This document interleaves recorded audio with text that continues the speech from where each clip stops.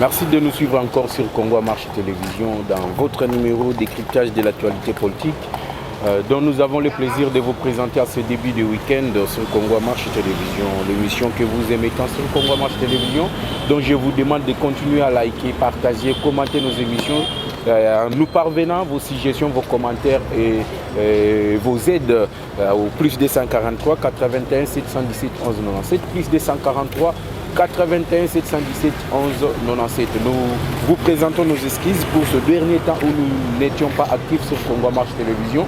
C'est dû à la santé, des petits soucis de la santé et aussi des petits soucis techniques de notre part. Et aujourd'hui, nous sommes là pour vous servir encore une fois dans votre émission décryptage de l'actualité politique. Mais pour commencer cette émission, j'aimerais faire coucou à tous ceux qui nous suivent de partout dans le monde. Là, je regarde en France, précisément à Lyon, je salue mon vieux Benjamin qui est là, qui nous suit tout le temps et qui nous prodigue des conseils de continuer sur cette lancée. Également à mon vieux Joseph au niveau de la Grande-Bretagne, précisément à Londres.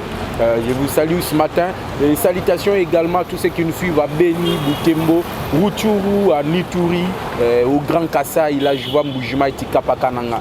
Je vois aussi tous ceux qui nous suivent ici à Kinshasa, tous les amis qui nous félicitent et qui nous encouragent toujours de continuer sur ces lancées. Là je vois la grande dame Judith Kazadi, je vois aussi la grande dame Jenny Kankou, Maman Lydie Kankou de Congo Marche Télévision et toute la famille aussi de Congo Marche Télévision. Je suis d'équerre avec vous. Un petit coucou à Peter Toaka, Mohamed Alimou, à Moïse Bouana, à François, tous ceux qui nous aiment et qui nous encouragent dans ces métiers. Nous sommes aussi reconnaissants envers vous. Aujourd'hui, on va continuer toujours à décrypter et faire un débrief sur les discours du président de la République, Félix Antoine Tshisekedi Tshilombo. Discours prononcé, ou soit le message à la nation, prononcé les 13 décembre 2021 dans la salle de congrès devant le sénateur et députés nationaux réunis en congrès. Alors le chef de l'État a fait l'état de la nation, il a fait message sur l'état de la nation, il a dit ce qu'il a réalisé et ce qui reste à réaliser, ce qu'il a déploré,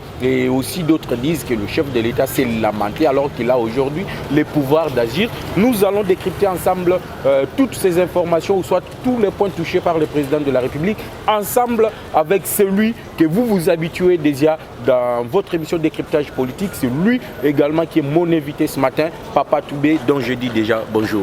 Bonjour, monsieur le journaliste. Bonne santé parce que l'émission n'a pas été bilingue, la langue tout. Ils ont la lingala, swahili. Donc, langue que se sentir à l'aise, vous allez vous prononcer na munoko yo ko se sentir à l'aise. Alors, mingi to lobaka lingala parce que bato bazo landa biso la majeure partie la République démocratique du Congo bazo yo kalingala. Alors, bonne santé, est-ce que famille est bien? Merci beaucoup, journaliste. Santé Zamwa Kokoso, la grippe pour l'épidémie et touché Batignoso. Mais quand même, ce qui a empêché, c'est que malgré santé, il n'y a pas si tout le Bamakamamboka.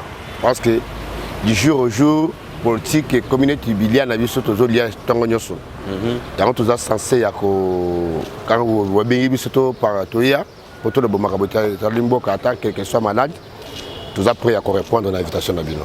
Merci beaucoup. Je vous rappelle que c'est un analyste politique et aussi syndicaliste de travailleurs. Donc le lot, Tozali, Koyamba, Moutouama, c'est quitté. Vous-même, vous allez comprendre ensemble avec moi que non. Aujourd'hui, c'est un réel plaisir pour moi de les recevoir dans cette émission. Alors, pour commencer, en bref, qu'est-ce que vous avez retenu avant tout banda décryptage ou bien débrief, point sur point, il y a un discours à Mokonzi Mboka. Qu'est-ce que vous avez entendu? Nino Yoyo ou Kangi na discours à Mokonzi Mboka Oyo Salaki le 13 décembre 2021 sur l'état de la nation. Nini Amalonga Yo Kangaki Oyo Zalaki à Malam Oyo Bandaki s'attendre chef de l'État à Loba. Na Nino Yamabe Oyo Bandaki Kanisa chef de l'État à Loba mais à Loba qui angoté. Ah, merci monsieur le journaliste. Dans le but par rapport au discours à chef de l'État au Salaki le 13 décembre devant les deux chambres réunies à congrès. En briefing, le chef de l'État a tout dit. C'est la toute première fois qu'un chef de l'État en fonction a lobby ou a sali à se faire autocritique. Il y a beaucoup de salité. Oui, l'équipe est tambolité. Parce que tu me sens dans beaucoup, il y a lesquels tout ça libre, tout ça, mais mes peuples sentir et donc on va s'arrêter. Mais le chef de l'État cette fois-ci a lobby où il y a sali et lobby où il y a salité et pourquoi pas salamité. Il y a misali autocritique qui est mon amakamouyoso et les kakina. Donc le président a les quitté nengi batumsus bazolo bano azaka commis les lela mais yende azali na bâton de commandement au lieu ya ko se plaindre nenga azali ko lobaloba wana il faut agir. Non non ko moni bato batinda Félix na dictature. Na ndenge nini? Batinda dictature. Quand bato zo baki azo se plaindre, il fallait agir. Nous avons la séparation du pouvoir. Est-ce que le président de la République a comme place à ministre? Est-ce que le président de la République a comme juge? Mais c'est lui le commandant suprême, c'est lui qui garantit le bon fonctionnement. Il y a Makambutu dans la République démocratique. Ah, bon, nous sommes dans la dictature. Hein? Et nous avons parlé de l'état des droits. Et il y a la séparation du pouvoir. Parce que nous avons la constitution, oui, le pouvoir. Le président de la République a l'ongwa. Il y a le ministre Francis Moussa Naini. Le président de la République a l'ongwa. Il y a prisonnier, ministre de la Justice Moussa Naini. Le président de la République a l'ongwa. Il y a la guerre, ministre de la Défense Moussa Naini. Mais pourquoi il était un gouvernement des années? Il était la justice des années. Il a parlé, il a expliqué ce qu'il a fait. Dans le mandat, il salami. Il salamité. Mais dans le business, il salamité. Après, s'il y a des salamatés, ceux qui ont été nous allons dénoncer. Mais quand même, les habitués de Koli Yamukwana à l'Ubeke, où est salamité et lui, pourquoi est salamité? Alors, vous avez compris que non, Bissotoé Bakakeno, ministre Bazali, représentant et président de la République dans un secteur donné. Net ministre de la Justice, Azali représentant président de la République dans les domaines, bien dans le secteur de la justice. Tu veux dire que ministre, il y a enseignement supérieur et universitaire, Azali représentant, il y a président de la République dans ces secteurs-là. Alors, tu dois comprendre, tes chef de l'État Azali Kolela. Donc, bateau yé à Tiawanande Bango Bazali Kosala Malamute. Alors, sur ces points-là, le président de la République a dit que nos bateaux y à Tia, mais pourquoi ne pas les enlever Nabisi kwa Tchaki Bango wana ko tia bateau? Parce que Yemoko Nalanda qui vient discours naie, alors qu'il faut mettre l'homme qu'il faut à la place qu'il faut. Alors pourquoi venir se lamenter devant la représentation du peuple au lieu ya ko remanier carrément gouvernement naie? Kolongola bateau bazali ko sala musalate ko tia bateau yo basengeli na bisika oyo esengeli. Ces journalistes tant le chef de l'État Salaki, union sacrée pour la nation, vision naïe, abengaï bandeko naïe, bayaba sangana pour intérêt en boka. Tu bien très bien. Parce que après, ma FCC cache, tant que tu tambolalité, il fallait assister à quatre coalitions. Abengaï bandeko naïe, tout ça, tout que na union sacrée pour la vision, basa la vision naïe. Mais tant que na union sacrée, gouvernement sera combien de jours pour ébimater? Et ça liba moi. Et ça là moi pour nani. Moko na moko na ba agenda caché na ye. Donc mutu a même cahier des charges. To ba maka to boya que c'est stress et ça union ça sacré. To le moko na moko aina ba biloko na ye o ye kuma pesa condition. Bo pesa nga boyo ye bo pesa nga boyo pesa. Comme un parent avec nini ko avec batunyoso asali a pesa onde ba sengelaki. Mais c'est un mot que total le ministère de Sala. Qui travaille et qui ne travaille pas. Dans un exemple, Moko. Dans le ministère, par exemple, parce que vous présentez comme syndicaliste, dans le ministère du travail, après ça, on a bâti. Après ça, on a bâti. Le ministère du travail, il y a Maboko et Abattoir bâti. Et Claudine Doucy. Trois ministre du travail, la dame a à côté du secteur de la travail grève parce qu'il y a des problèmes. Il y a un problème de non-application du SMIC, il y a un problème de sous-traitance. Chef de l'État, je vous informe que dans le secteur, il n'y a pas de contrat de travail. Ah bon?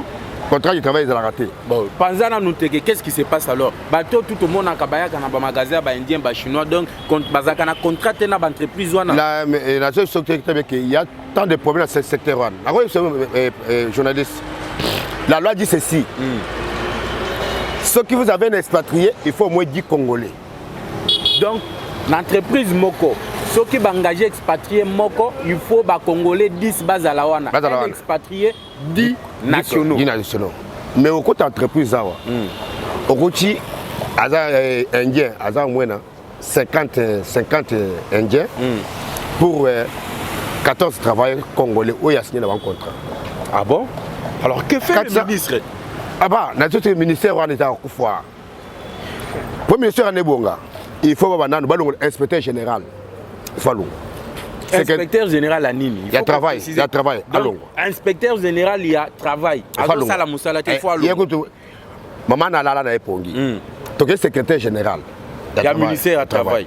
Donc pour votre information, ministère, vous donnera ministre, moi aussi. Secrétaire général, moi aussi. Mais inspecteur général, moi aussi. Maman, la forme là de l'honneur, moi aussi. Et où est-ce qu'il y a moi aussi. C'est comme ma base à Wapi. Na zone on a très bien. Na zone on a. Si on a bazali capable ya kosala musala na bango ma base. Mais la suite ya non? Contrat exact. Donc, contrat exact. Na marché na économie na biso. Ah. Ils a grâce à base. Mais basa rien. Donc bazo défendre penza. Na lobby que ministre moi aussi. Wa ya ki avant wa zaki moi aussi nene kula et puis azu ya ki. O ya yi. Azunil. Ah. Mais vous avez bilanga non? Ah. Donc le boti au buki ya yo au bilanga bokina. Na le bino nani o ya yao. Ba grève salamia aina note séculaire ao. Na si ala pe na ba média. Botu na yeke. Tanga ngo apekisa ba sous-traitance à lo. Mais aya. Akanga monoko pona nini? Ah makabiso lo betina ibina ile ko salama. Akanga monoko pona nini? Mais awa toza devant caméra ba konzi peut-être ba koyoka yo po ba interpeller mwana mwasi wana. Na le bino OK, na le boye. SPP, sous-traitance, il y a une société qui a 400 travailleurs. Au moins, il y a des travailleurs où il y a un contrat. Mais 398 à sous-traitant. Et c'est normal. Sous-traitant, c'est normal. Et c'est normal. On comprend que le chef de l'État avait raison, il y a que se lamenter. Il y a que le bakeno batoyo a tiewana pour piloter. Parce que tous on a un discours à Mokonzi Mboka, peut-être lobby, ce qui ngonge kozala toko yambayo pour expliquer biso réellement qu'est-ce qui se passe dans ce secteur de travail. Oui. Parce que bande qu'on a biso bazali kolela, c'est presque tout le temps au bazali kolela. Je suis prêt à répondre avec des documents. Avec des documents. Avec des documents. Alors, on prend déjà rendez-vous si vous êtes d'accord lobby. Pas de problème. Je vais vous amener tous les documents. Moussala, il y a République démocratique du Congo, précisément à Kinshasa. Qu'est-ce qui se passe réellement? Alors, le long de mission Nabisio Ezali débrief. Parce que le long n'a yambi en tant qu'analyste politique et non syndicaliste. Alors, on doit faire les débriefs. Il y a discours à Mokonzi Mboka. Mais lorsque le président de la République dit que non, le projet a impact visible dans la vie sociale de la population, Ezali ko piloter en gobienté. Ça souffre. Il y a manque de pilotage. Ah oui. Alors que c'est le chef de l'État qui a nommé Bato Bazali pour piloter Babilo Kwan. Oui. Donc, a nommé Bato Bazali incapable, c'est lui qui doit être alors coupable parce qu'il a nommé le gens incapable, les gens incompétents. Alors, au lieu de Kolongo la Bango, Yazali Koya Kolela devant représentation du peuple. Vous ne trouvez pas que c'est un aveu d'échec que Félix Tshisekedi a donné à tout le monde? À Pessina, opposant, argument, Bandaro critiqué. Nous très bien que, monsieur journaliste, Toboya FCC se cache parce que on avait un PP, Ilo et Lukamba. Oui ou non? Les professeurs. Aujourd'hui, nous avons un moribond. Moribond de Nani? Samalokonde. Un moribond. Mutuazo lancé par Kinshasa 0 trou. Ah, mais au Tumbolo, tu places à Mabé. A lancé Kinshasa 0 trou. Après un mois, il fallait le chef de l'État, le conseil des ministres, a rappelé que vous lancez Kinshasa 100 trou, mais après un mois, il y a un trou et Zakaka. Et c'est normal. Sauf que le chef d'État a dit qu'il y a un impact, il y a une visibilité, parce que le Premier ministre est moribond. D'abord, c'est eux qui sont le baron. Oui, tout le monde a caillé. Wapi. Mais ce qui est le baron, on a tenu très bien que il y a un conseil des ministres. Je pense que le chef de l'État qui a la gomme sérieux, il a surgelé. Ah oui. Et depuis que Balobango Bioza Mutuanga le conseil des ministres a une décision que surgelé Salini, il faut quitter. Après, tu es voté, fait qu'à se poser. Qui est fait? syndicaliste c'était un syndicat, non? Des employeurs. Comme moi, je suis syndicat, il y a des travailleurs. Fait qu'il y a imposé. Et le gouvernement qui est censé de censurer, avant de Kimia. Alors, l'État ne se fait pas respecter. Dans le but avant de Kimia. Alors, Mabeza, ministre de l'économie, tu es premier ministre.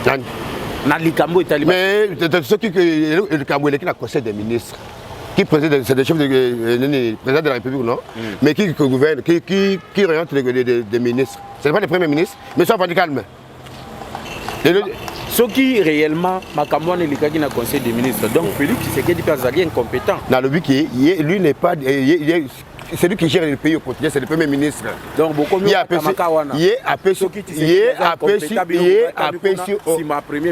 dis qu'il a aperçu orientation. Mais qui doit faire appliquer ça? C'est le premier ministre. Nous avons un moribond encore. Alors, si le premier ministre est moribond, pourquoi Zolongo l'a été? Et quelle est la procédure? Je vous dis que dans le but que tout le monde qui est FCC cache. Tu es à union sacrée. Quand tu es à union sacrée, pour le premier ministre, ça a combien de temps? Ils ont quitté. Pour Nanine. Mais pourquoi? Très bien que Félix Alobi. Quand posé ma question, mais pourquoi le chef de l'État il avait l'occasion de dissoudre l'Assemblée nationale pour ça, il a la majorité. Mais pourquoi? On avait un problème. Ce chef de l'État a dissoudre le Parlement qui devait organiser les élections. C'est la CENI. Il y a Nanga. Nanga a déjà fait mandat. Quand je me viens d'arriver. Mais il pouvait causer la continuité de l'État. Je vous dis que pourquoi ces élections législatives, Nanga a fait mandat. Naturellement, le gouvernement Nanga a fait l'élection. Quand je me là. Pour moi, je vous dis ceci, c'est les journalistes. Félix Tshisekedi aura deuxième mandat. Qu'il pleuve, qu'il neige. Tromper ce deuxième mandat. Na échec ya boule. Papa na ce que yo mon échec à rapport à Kinshasa. Mais c'est ça à l'intérieur, à l'intérieur. Nazana ba image ce que aux Mbujimai, province d'origine naie, au Tali ango kolela. Ce que aux Kananga kolela. Ce que aux Bandunduku to kolobate. Ce que aux na Katanga kolobate. Ah okutu na Kinshasa bato bazoli lanzala. Mbongo ezo mona na lisusu te. Tozana décembre bato balobi moyen bako tazando basombela bana na bango biloko ezate parce que Tshisekedi a échoué. En posant la question, mais je vais répondre. Ce qui a banali ko bo sakasai, bo nimbo bani tribalisme. Ça heureusement que Bimika na mboka na lobby na soit calme, soit calme, soit calme, lui kama kasai yao. Ce qui a banali kasai qui abon kasai. Et nous bani abandé pa naé. Parce que argument est ça karaté.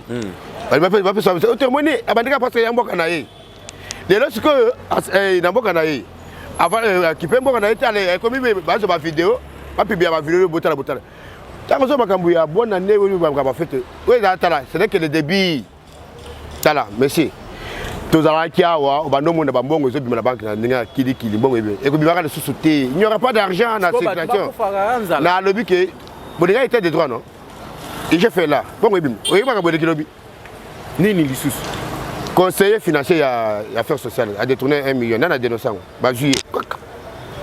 1 million de dollars. Mais ils ont beaucoup de population, pauvre population, ils ont Koufanzala. Il n'y a que des conseillers, il n'y a que des ministres, il n'y a que des députés. Et les montants bazo yiba ceux qui ont landi en somme, yokana nous 1 million de dollars. Nous tuons moko à détourner. Alors que la population ils ont lukana nous 10 dollars à somme la moine naie lamba bonne année. Ils ont mon année. Na tenu bo que monto a détourné 1 million. Même la Sophie tenait 1 million de dollars. Ça fait mais bino ma question est là, vous voulez l'état des droits. Mais bino boza au pouvoir, batoizo continuer kana koyiba. Ah ya, tenu bo. Chef de l'État le Bénin. À le but comme magistrat, à le comme magistrat. Je vous ai dit, mais c'est dans beaucoup l'appareil judiciaire. L'appareil judiciaire wana. Recrutement et salamara depuis 2010. Oui, tant recrutement salamara 2010 c'est et voilà nous tata ministre Zaki nous le bambi. Bah il y a ce slogan tolérance zéro. Vous avez tout ça très bien. Parce que là, recrutement, magistrat va lui tolérance zéro. Tolérance zéro, salama. Hein? Tolérance zéro. Magistrat, il soit là, procureur, et il va procurer, il soit là. Félix, ça n'a recrutement, magistrat. Il y a tout à l'heure, c'est un travail, il y a des trucs qui sont parce que un magistrat qui fait la grève, et a bien payé, mais il a dit peut-être il y a 78 000 dollars. mais bon on a payé que non bino l'état nde boche ba magistrat wana na état na lobby boye un magistrat qui s'est dit qui a bien payé mais il a dit de 78 000 $. Mais à ce moment il faut bien té à ça de grève na magistrat à ça de grève mais il a dit de 78 000 $. À ce on mais je dis bah tu bango et bah tu le bango bango na bango mais yibi Tinal Nini, politique. Le chef de l'État n'a parlé. À l'obéli en gros, il faut réforme judiciaire. Le chef de l'État, le chef de l'État, ça la réforme judiciaire. Ça l'appelle le recrutement de magistrat. Allez, vous avez magistrat, peut-être travailler visionnel. Mais au niveau de la donc bango tout bazar montamalonga et au moins qui n'a parlé maintenant le chef de l'État attaqué pour au moins qui bilongi na bango ba bilongi na se maintenant ni ba bilongi na se au rebaka ka monter le cas vidéo au moins le chef de l'État a touché un point na ba bilongi na se ba yebi ba ça là le chef de l'État c'est lui le premier magistrat. Quand on voit qu'il y a un dysfonctionnement d'appareil judiciaire, mais c'est lui qui doit prendre les mesures courageuses pour réformer la justice congolaise. Alors qu'est-ce qu'il attend? Parce que Nazo rappelé même sous Kabila bandaki ko dénoncer ba makambo ba juge na ba magistrat bandaki ko sala. Mais eloko bandaki ko zanga depuis Mobutu c'est l'application. Le discours c'est bon ndenge to yoki yango wana. Mais après discours wana, qu'est-ce qui doit être fait pour la justice na biso ezonga penza na alima? Parce que on dit c'est la justice qui élève une nation. Si on continue na ba discours à malam. Pote to luka batu ba applaudir biso ndenge bo bokendaki ko applaudir Félix Tshisekedi. Et alors que après discours wana il n'y a pas des actions concrètes sur le terrain. Donc, le discours wana est servir dans le côté. Il y a le chef de l'État, il faut le plus vite rapide qu'il y ait une réforme judiciaire. Quand on a un magistrat, magistrat peut-être la cour de cassation. On tient pas l'intérieur, non? On tient même la minemwe. Ou bien on tient la gomme. C'est l'imitation. C'est l'imitation. Bazo travailler bien parce que au bazar ya déjà tiré tout yoko longo mutu peut-être azayi procurer na matete on le met na gombo ça le rota yoko mutu azayi peut-être na tribunal njili o tient peut-être na matete o ça ni bazar na kishasa bayebani peut-être que ça de ce moment ils na niveau ya magistrat gombe allez mutu fundi kuna ayebani déjà na magistrat mo na matete so babengani de ces années, de ces conflits. Donc, camaraderie, na copinage, na katia Paris, j'ai dit. Il y a beaucoup de bêtises. Les chefs d'État doivent faire des réformes. À ça, quand Kabila Saraki, tant Kabila, oui, Kabila, pourquoi Saraki est recrutement magistrat, il n'y a pas de laka, quand il n'y a rien qui va à ça, le recrutement. Mais Bachel Bissou, c'est la tolérance zéro. Mais tolérance, tout le monde peut y en mais après, Kabila, des tournements, il y a 300 millions, 400 millions, 500 millions. Mais c'est tolérance zéro. Chef d'État. Cette fois-ci, Salani et Nini recrutement par magistrat et pour placer Moko, il faut placer un homme à la place qu'il faut. Au Tikaba, on y a un zate. Ah, on a un magistrat, on a un zate. Pas pourri. Pas compétent, mais pourri. Moi, compétent, c'est quand même on est pourri. Le magistrat, il est eh bien, ça ne vient pas de moi, c'est Oyo Bokoyo Kango Kakana, Congo Marche Télévision et surtout dans votre émission décryptage de l'actualité politique en République démocratique du Congo. Papa Toubetoyo qui m'a connu à l'obéli Makambo Italie politique, principalement Makambo Aseni. Asengi, na bateau, yo bazo traîner les pas, baya ko déposer batuna bango liste ya ba candidature na bango na ba posto itikalaki. Par là il s'adressait directement na opposition. Mais tomoni bakasi ko to benga ba kasi ka FCC bango ba rejeter offre ya mokonzi mboka. Ba lobi que non chef de l'état il faut benga bango ba solola. Entre-temps, batu mususu bazabandaki ko mimona ke bazaki marginalisé na FCC, batu neti ba AG Matondo plutôt, batu neti ba Constant Mutamba, batu neti ba Didi Manara. Balobi que non, Didi Manara na groupe na ya ba député ou ba bengi consortium de députés ya FCC ba ke ba déposer candidature na bango o Didi Manara azali candidat na deuxième vice-présidence ya Seni. Madame Ida Ouazapé député ya PPRD azali candidat na Kestir ya Seni.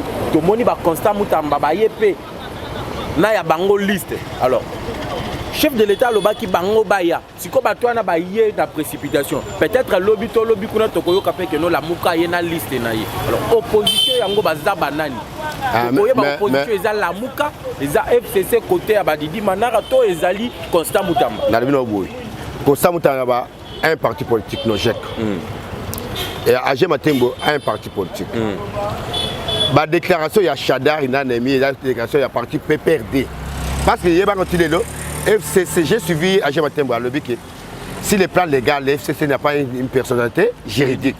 Personnalité juridique donc, banité devant. Donc, chacun a un parti, a parti, mais ça peut être mieux que dans une opposition. Déposer une liste, déposer comme on a. Donc, chaque parti se reconnaître net parti à opposition et qui a déposé. Déposer. Est-ce qu'il faut pas d'autorisation pendant les Ce n'est pas de l'opposition parlementaire qu'on parle. Parce que à partir nous sommes zanga ba député, mais bazaka na opposition, mais bango ba qui a na liste était. Là, na lumino très bien que. Na habité de Constant Mutamba temps déposer document. AG Matembo député. Ça député. Il vient na député. Ah député. Mais ce qui va me dire que ba déposer où est le problème? Mais on peut perdre à lobby qui va déposer en à titre personnel. Je dis qu'il y avait un arrêt de la cour où le mandat il y a député Tani. Dans mon ville, non? Il y a député est libre. Autorité morale, mais le Chadar, il a sous-sauté. Tout ça changé, les pays ont changé, les pays ont été libres. Donc, Bino Bozo continue à ma prédécesseur, mais Bino Bozo. L'autorité morale des athées. Oui, dans la qui n'est na. Oui, très bien. Némi na Chadar bazaki, ba onde bomona kabila, ba les chefs a dit, ba muso bazana nati muko kabila ne muko kabila ndeke ba mona été. Les chefs a dit. Ba lito ba poser ba. Alléluia, amen. Mais ba muso ba ko ba révolutionnaire na mito ba bi que to tira la buso boté. Alors pourquoi le pays va avancer. Pourquoi pas la démocratie, c'est aussi le respect de la minorité. Donc pourquoi pas les chefs de l'État pour qui benga bande konaya opposition, benga yamba qui ba confession religieuse, l'église catholique na église du Christ au Congo. Pourquoi qui peut ko yamba bango kotuna bango mutuna qu'est-ce que vous voulez? Bozo sala makele le bolingi nini. Ayoka pe bango ndenga yoka ki église catholique, ndenga yoka ki église du Christ au Congo. Il faut que les entendre malgré ko sala na bango dialogue te. Ko yamba bango kaka. C'est ça aussi la démocratie. Et il y a une opposition nini. Parce que l'opposition n'a pas d'opposition sur le bateau. Tu vas bien que le foyer au monde. Au monde, il y a un coup de il y a un coup. Oui, il y a un coup de dans le monde, très bien que. Quand tu as l'Assemblée nationale, pour lancer le bureau de l'Assemblée nationale, l'opposition est à côté de nous. Opposition FCC. Quand tu as le Sénat, l'opposition est à côté de nous. Côté FCC. Est-ce que le président du République a Boya? Non, Makambo Assemblée nationale na Sénat. Nazo kenena yo. Dans une institution Nazo kenena yo. Et ça benga ngoya. Ta bango ndi ba ki to kenete. Bango ba monike ba mbo akoti mbo sui mbo ko taba. Ba ka ba muso ba président de liste. Je comprends très bien. Mbo so sala musana. Donc pour na yo ba entériner siko ba candidature. Na lui ba sala musana. Le trait est en marche. Ba isa biso na demi c'est pas mal baloni. Dans tu sais qu'il est père, on a salué toujours mémoire. Ceux qui ont Zalaki, tu te fais anniversaire à 89 ans. Alors, tant que tu fond de bureau, bah rouler, bah électeur. Bah voilà, révélateur. Le trait en marche. Le trait en marche. Quand il m'a saqué, il est à Landa. Donc pour Nabino, malgré celle-ci organisée marche le 22 décembre. On a une suppression à Ram. Ils appellent maman dans le Cambo chef de l'État Bosanaki. Quoi le béli du Cambo Ram qui Batukutu Batunaye. Au Bayaki Kobetele Maboko dans l'Assemblée nationale va réclamer Ram, supprimer Ram. Mais chef de l'État Betiango Kara, c'est comme pour dire que non, souffrance besoin souffrir na Ram, ngande mutuna imposé bino. Je vous ai dit très bien que na Katia budget 2022. Vous entendez très bien. Na Katia budget 2022. Traçabilité à Ram, exact. C'est là où le président de la commission a Ecofin. Avec que l'outil monnaie Ram, il faut suppression à Ram. Mais budget 2022, il faut attaquer. Et ben d'accord. Parce que jusqu'à tout ça, le budget, oui, les gars, non. Tout ça, non. Ils ont un exercice à budget 2021. Attends, budget de côté, tout est ce que Ramba quand tu vas gâter. Tu vas dire que pour un, tu vas calmer. Mais le quoi on a ezali maman n'a pas information bien élément bopesi na opposition parce que ceux qui holandeli bazoloba bien on a ba information tous une source balobi que Ram n'a jamais été retracé na budget ezalata budget 2021 mbongo wana ba yebi place ezalakati. Alors nous avons suivi le directeur général que non mbongo ya Ram ezalaka na compte moko boye o mbongo wana ezalaka na compte moko boye oyo l'état yebi bisika mbongo wana ezate kaka muto RPTC et puis ake musika zo akize Tshisekedi ke yende ordonnateur po mbongo ebima na compte wana il faut Tshisekedi aloba yango bato bazomona na opposition que non c'est l'escroquerie d'état likambo ya Ram yango bokonza mboka abosana ki pe yango nde mutuna na tunio na lobino non il faut pas vous désinformer vous kaka biloko ya satua pour saluer mon président non oyo nazolo ba oso lobi zelena yoka alors makambo ara mwana tozomona ke ezali Félix Tshisekedi azali koloba penza ke non obien bazo salir ke non ye mutu azali coordonner mbongo wana ibima yango wana esquiva ki question wana na Assemblée nationale. Je pense il y a une fois président de l'Assemblée nationale vice-président de l'Assemblée nationale abenga ba député union sacrée par rapport à Makele la Ram Tango et Bandaki, elle savait que Rameza gérer la présence de la République à travers l'autorité de régulation des postes et télécommunications. C'était structure. Il faut dans la moyen rémunération et la structure. Mais le gouvernement dit que la traçabilité est athée. Vous avez très bien, il dit que c'est primaire. Allons-y voir le budget 2022, voir si primaire ça. Pourquoi Bourika est ça là le banc? Pourquoi? Quel est votre souci que Bourika est dans la loi pour l'année? C'est comme Bongo Bakataki Baba Yikongo Baba Congolais, Banamboka, Bato Bazo souffrir na ba intérieur, Bazo Kata Bango crédit. Or que l'eau qu'on est en budget. Alors, au Lingi Batouati Kango Kaboy. Ou bien Boye ko escroquer Bino Bato IDPS na Union Sacrée Boye ko escroquer population congolaise. Boyi Bango Mbongo. Au lieu de saler la Bango Moussala selon le peuple d'abord Bino Bokomi Oyiba Bango. Na Lubino Boy. De cela Ram et Banana décret en 2011. Tu es batika le sale lango. Papa ça calme. Botoni ilonga lokamba.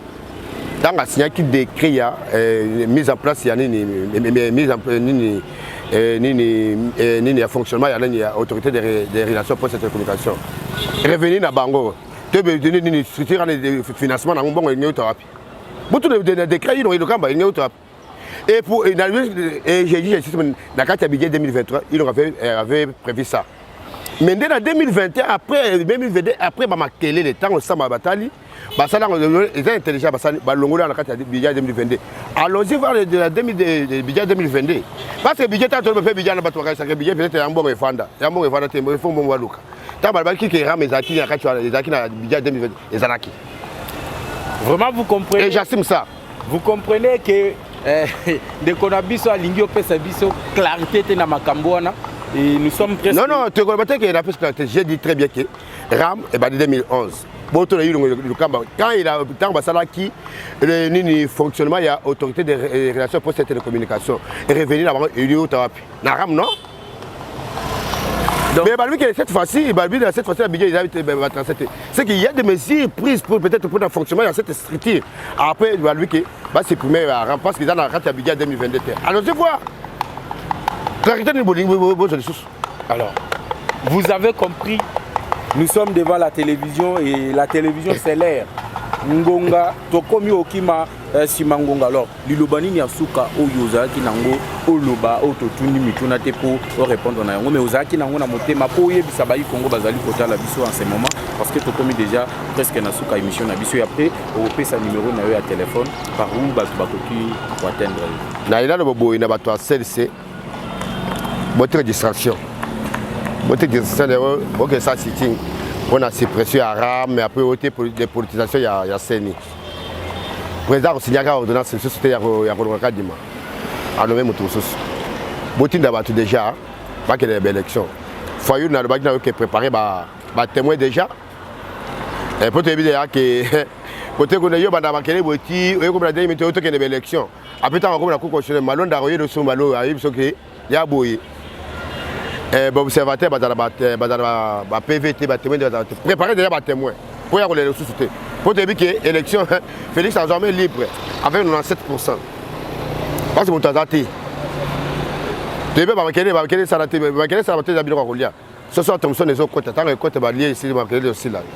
Je m'appelle la députée nationale Jeannette Kabila a interpellé le ministre et la défense pour y bisabiso cahier des charges oyo ba armée rwandaise wana bazali na kati ya Congo nani aza kozwa bango en charge c'est c'est le pays où il y a na bango ou soit ezali biso prise en charge wana et où tu wapi. C'était un peu ça l'information du jour oyo to memela ki bino to sélectionnaki pour na kopé sabino mkola lelo avant to kota na actualité ya République démocratique du Congo. Alors avant to kota na actualité ya République démocratique du Congo oyo na meka ki koyebisa bino sur le discours du chef de l'État, j'aimerais ici avec honnêteté dire aux gens que à un moment donné, il faut nous arrêter quelque part.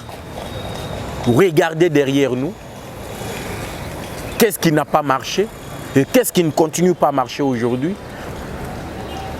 Et Kota Lana, Mikolo et Zaliko, qu'est-ce qu'il faut faire pour que la République démocratique du Congo puisse se retrouver parmi les grandes nations dans le monde. À un moment donné, on doit nous mettre en question. Donc, se poser dans nos questions. Mais pourquoi notre pays, aujourd'hui, plus de 60 ans de l'indépendance, le pays n'émerge pas? Pourquoi? Parce qu'au Congo, nous avons des problèmes. Nous avons, je vous dis, nous avons des problèmes. Nous avons le problème de l'homme compétent. Nous avons le problème d'un homme intelligent. Et nous avons aussi le problème d'un homme crédible. Mouto Tokoki Kosa la confiance. Et si nous avons le cumul de deux, je vous dis que le Congo émergera. Je vous dis que le Congo est kokende liboso. Ceux qui te koutani kaka mouto azali intelligent, compétent, pe azali pe intègre. Mouto koki ko yiba misolo à l'état te, mouto koki ko servir nation ndenge sengeli. Si nous associons ces deux qualités là na moutou, donc le Congo est bongi. Mais le problème c'est quoi? Si nous retrouvons un homme intelligent, il n'est pas intègre. Ceux qui te disent que intègre, il n'est pas intelligent, il n'est pas compétent. C'est ça le mal, la maladie du Congo. C'est ça. Et vous allez comprendre tant qu'on a un développement. Il y a ma solo Mokonziambo qui a bétaqué le 13. Alors continuez à vous abonner massivement sur Congo à Marche Télévision. Alors, je vous ai dit ici, ce qui est qualité le problème du Congo est bongi. Maintenant, je vais commencer par répondre à ceux qui ont répondu au président de la République. Meki qui répondre au chef de l'État. Alors, ici, Naïbisa Kabino, personne n'a le monopole de la réponse. Toboya ka répondre parce qu'on sait que Biloko Balobaka, ce sont des bêtises. Je dis bien ce sont des bêtises. Yango Toboya kako répondre à Bango. Mais aujourd'hui, j'y réponds parce que namoni que Tokomi Musika. Le lobe Tokomi Komi Kumisa, au lieu de décrypter, Koluka, qu'est-ce qui est fait? Qu'est-ce qui n'est pas fait? Aujourd'hui, discours aux Zanine. Oh, c'est la première fois que le président de la République a ça, le discours sans papier. Moussou Swalobi que non, le chef de l'État ne peut pas faire un discours avec un prompteur. Moussou Swalobi que non, Tshisekedi ne peut pas le faire. Mais disons-nous, est-ce que dans un pays normal, est-ce que Makamwa n'est Koki Kolobama? Est-ce que dans un pays normal, et le koyo appareil le Mokonziamboka téléprompteur, au Mokonziamboka utilisé qui? Est-ce que vous savez qu'aux États-Unis, cet appareil est utilisé il y a de cela 10, 15 à 20 ans? Saviez-vous que dans d'autres pays, appareil Obino Bozali Kosepelanango que le chef de l'État a fait un discours sans papier, que Basi Basalango Kuna, dans un pays où il y a de cela 20 ans? Et c'est ce que vous réjouissez de ça. Vous vous réjouissez de votre propre retard. Et puis, le chef de l'État Ndenge Azaliwana, il ne pouvait pas utiliser les téléprompteurs. Mais moi, je me demande, ce que Bolingi va utiliser en côté. Chef de l'État, le discours, n'a pas papier, azotanga papier boye, anguzami atangi papier atalibino. Non. Mais la meilleure solution, c'est Oyo Babimisa Kiwana. La meilleure solution, c'est à téléprompteur. Ils appellent le Kotokogi Kobete la Masolo dans l'émission parce qu'ils allaient comme ça la Sony, il y a République démocratique du Congo. Alors, j'aimerais ici répondre à Moutoyo, à Benjamin Kombo et à monsieur le secrétaire général à SID. Oh, Azali Koloba dit n'importe quoi. Mais finalement, Naboya qui peut réagir. Naboya qui peut répondre. Mais tout le monde dit que non, c'est du bassesse. Et en plus, il y a professeur d'université. Mais ceux qui ont l'andi ma propos, ceux qui ont l'andi ma kambo yé à Zoloba, il n'est pas digne d'être professeur d'université. Excusez-moi, mais je dois le dire. Excusez-moi, mais je dois le dire carrément. Je dois le dire. Mais c'est de vos scriteurs qu'on ne mérite pas d'être professeur d'université. Et il ne brille pas à l'université, il ne brille que dans la politique, il ne brille que dans des télévisions et dans des médias. C'est là où de vos scriteurs qu'on brille. Mais à l'université, il ne fait absolument rien. Et c'est impensable de savoir qu'il a un titre académique et au titre wana, il y a qui professeur. Mais ce qu'il sort de sa bouche, ce n'est que de la honte. Pour les corps académiques, c'est de la honte. Aucun professeur ne peut pas faire de telles déclarations. Et je vais vous prouver ici. Lorsque M. De Vos Kitoko dit que Félix Tshisekedi libère les voleurs, mais il s'attaque aux juges.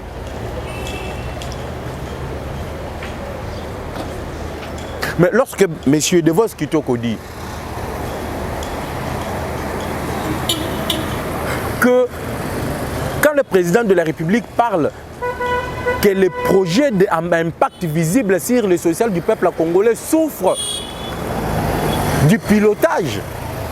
Pilotage de Vos Kitoko Zoloba, mais c'est lui qui pilote. Est-ce que vous comprenez un peu? Un président ou bien un professeur d'université. Oh ayebi, comment situer Dengue République démocratique du Congo est Ambolakati. C'est lui qui prétend que lobby, bango peut pas comme on a pouvoir, mais il n'est pas digne. Ayebi tendenge nini. Mboka est Ambolaka. Et je vais vous expliquer. De vos Kitoko veut faire croire à la population que c'est Félix Tshisekedi qui gère ce pays du jour au jour. Mais c'est faux et c'est un mensonge. Et ce n'est pas digne de toi. Ou soit tu dois laisser titre nayo qui professeur ozonga na politique pour bandoloba peut dire n'importe quoi. Mais nayo kakabatumusu bazoloba les parlementaires debout parlent du n'importe quoi. Mais oh yo yo ozali kosala c'est du n'importe quoi. Même les parlementaires debout ba kosoloba yango te. Ba koloba yango te. Comment est-ce possible que dans un pays où nous sommes dans un régime semi-présidentiel, yo lingi président de la République azala pilote, il y a gouverner, il y a action du gouvernement. Comment? Et puis vous allez prétendre être demain ou bien après-demain autorité dans Mboka Nabiso avec un tel raisonnement. Mais à un moment donné, on doit se dire la vérité en face, non? À ton niveau, Lukata bato bazali na moi connaissance na babilo kona bazala pembeni na yo pour encadrer yo parce que tu montres ton ignorance na face du monde. Est-ce que dans un régime semi-présidentiel, est-ce que le président de la République pilote l'action du gouvernement? Mais qui pilote l'action du gouvernement? Ici, j'aimerais aussi donner une petite leçon pédagogique na ba otu ba kolanda kabiso. Le président de la République, selon la Constitution, nous sommes dans un régime semi-présidentiel. Et dans ce régime semi-présidentiel, le président de la République, Azali, donc concevoir ensemble avec le Premier ministre l'action du gouvernement. Ça, c'est la Constitution. Et lorsque c'est conçu présenté à l'Assemblée nationale, c'est lui qui endosse maintenant l'action du gouvernement, s'appelle le Premier ministre, car c'est lui qui amène le programme du gouvernement au sein de l'Assemblée nationale. Et lorsque l'Assemblée nationale va interroger, c'est lui qui dirige. On n'interroge pas, ou bien on n'interpelle pas le président de la République, mais on interpelle le Premier ministre, parce que c'est lui qui dirige le pays au quotidien. C'est lui qui assume tout en République démocratique du Congo. Mais lorsqu'un homme comme le secrétaire général de l'ECD peut venir dire que c'est Tshisekedi qui pilote, mais à un moment donné, on doit se dire la vérité. Ou soit vous voulez que notre zone ait un régime présidentiel. Parce que là, c'est lui qui conçoit l'action du gouvernement et c'est lui qui pilote cela. Ou soit tout un régime présidentiel, tout un semi-présidentiel. Parce que dans semi-présidentiel, le président prend son projet de société, il va voter là, dans l'élection, il amène ça pour traduire ça dans l'action du gouvernement qui sera piloté, dirigé par le Premier ministre. Et lorsque le Parlement veut savoir, ou bien veut voir clair à ce qui concerne la non-réalisation de l'action du gouvernement, il n'interpelle que le Premier ministre et non le Président de la République. Monsieur De Vos Kitoko, tu dois retenir ça. Tu dois retenir ça. Alors, ou soit c'est parce que nous sommes en politique que tu dois venir dire n'importe quoi. Et moi je me demande, quelle leçon morale vous leur donnez? Hein? Alors j'aimerais carrément attaquer cette émission dans le discours à Mokonzi Mboka. Je commence par là. Mais monsieur le Président de la République, lorsque vous constatez que makambo ezali kotambola bien te, lorsque vous êtes les concepteurs, au concevoir politique nayo, au concevoir comment réaliser le peuple d'abord, tu as conçu comment réaliser l'état des droits. Mais lorsque vous voyez que le pilotage, ça souffre, il y a manque de la compétence. Mais lorsque vous constatez là, qu'est-ce qu'il faut faire? Mais il faut remanier. Il faut remanier. Il faut que l'on bato bazo koka te ko tia bato bazo koka. C'est l'unique solution. Na makambo ya pilotage. Si quelqu'un n'est pas digne, si quelqu'un n'est pas compétent, l'ongola ye tia mutoyo azo koka na bisika wana. Maintenant, je viens à ce qui concerne la justice. Na lobelana nous mayematali justice. Le chef de l'État parlait de l'appareil judiciaire. Le chef de l'État parlait de la justice qui ne marche pas. Dans quelques minutes qui me restent, j'aimerais ici qu'on discute ensemble avec vous, qu'on communique ensemble avec vous, chers internautes. Au Moni, à l'époque de Kabila, Kabila avait fait de bons discours. Il avait condamné la corruption au Ezalaki n'a appareil judiciaire. Même à l'époque de Mobutu, il avait condamné également la corruption au Ezali n'a quatre appareils judiciaires. Et aujourd'hui, avec Félix Tshisekedi, c'est toujours le bon discours. Il y a condamné la corruption au Ezali n'a quatre appareils judiciaires. Mais après le discours, qu'est-ce qu'ils font? C'est ça le véritable problème. Les gens ne veulent pas attaquer les véritables problèmes. Les gens ne veulent pas parler du véritable problème, du véritable souci. Après tous ces discours-là, je vous dis bien, l'appareil judiciaire ne changera jamais avec des discours. Vous appelez les gens. Ça, c'est la conscience Nabango. Mais cela ne changera absolument rien. Ça ne change absolument rien. Il faut des mesures courageuses en ces secteurs. Pour commencer ici, je vous dis, ce qui est la constitution de 2006. Cette constitution consacre la séparation des pouvoirs. La constitution ici consacre la séparation du pouvoir législatif, le pouvoir judiciaire, le pouvoir exécutif et le pouvoir judiciaire, si je ne me suis pas trompé. Le pouvoir là doit être séparé. Mais bon, entre le pouvoir législatif, le pouvoir judiciaire et le pouvoir exécutif. Quand je parle du pouvoir exécutif, je vois le président de la République et le gouvernement. Bangomi Balé Bazali Kosa, le pouvoir exécutif. Le pouvoir législatif, je vois les deux chambres du Parlement, le Sénat et l'Assemblée nationale. Le pouvoir judiciaire, je vois les cours et tribunaux. Alors, ma belle Otozali ko décrier les lots, ça a été fait à dessein. Parce que to lingi koloba, bato balinga kato raisonner te. Ndeng to banda ko raisonner ndenge bango ba raisonaka, ndenge bango ba monaka makambo. Mais simba kate nanga dief, parce que moi je vous apporte les analyses et je propose des solutions. C'est ce qui fait la différence entre nous et eux. Mais regardez que ce qui arrive aujourd'hui à notre appareil judiciaire, ça a été fait à dessein.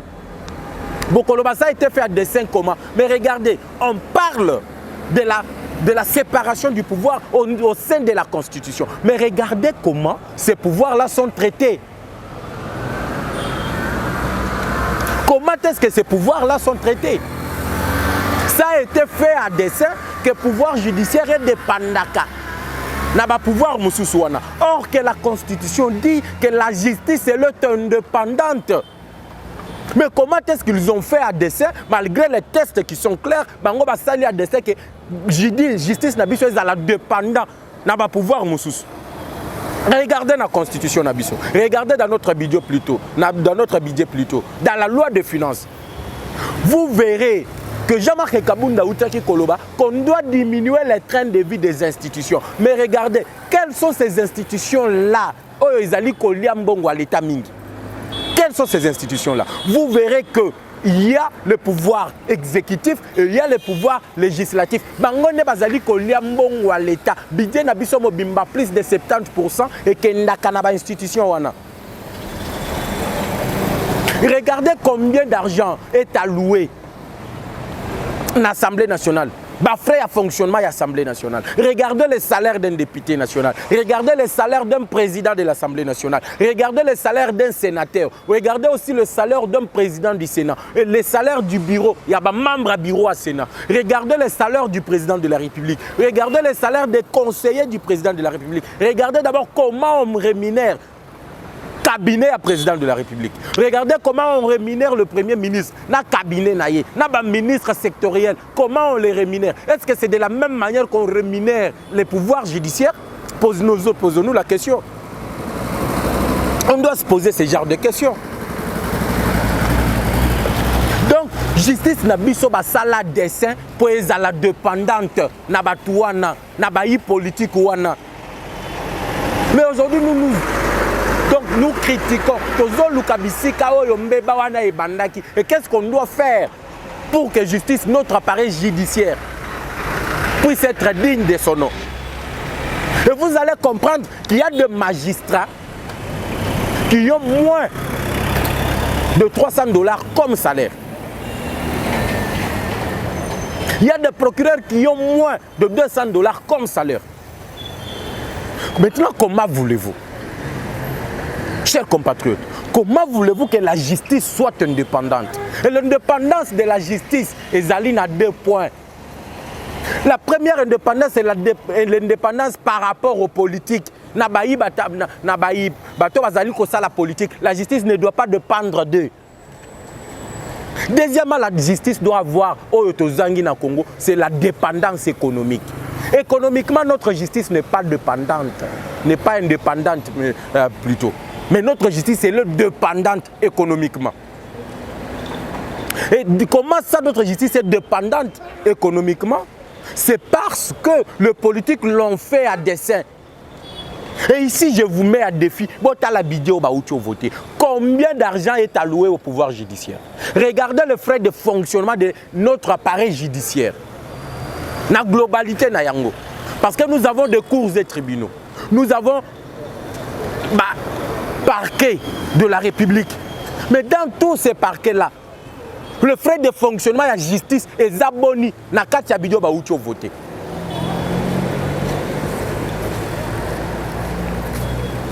Ah, c'est ça le problème. Maintenant, comment voulez-vous? Lelo, Bozali Kocha, Bato Bazali Kotrake ou bien Bato Bazo Sala na ba régie financière. Bozo pesa bango salaire à Malonga. Batouana bozo pesa bango bambongo ebele. Pourquoi? Parce que bango ne bazali ko traquer bateau bazo sala na matière il y a argent. Alors ce qui bozali ko sala yango, mais bozali ko sala yango ce qui concerne bateau bakanga kabami biwanati. Qu'est-ce que vous voulez? Qu'est-ce que vous voulez maintenant que ces magistrats la fassent? Mais bakoza la corruptible. Bakoya bapesi yembongo, mais mutu aza mutu quand même, non? Lorsqu'il voit des millions et des millions d'argent, qu'est-ce qu'il va faire? Azimbongo wana, parce que les salaires ou bino bopesier, ils allaient comme mérité. On va revenir avec plus de détails le temps n'est plus. On se retrouve après pour décrypter, continuer ce décryptage de l'actualité politique. On se retrouve bientôt. Ciao.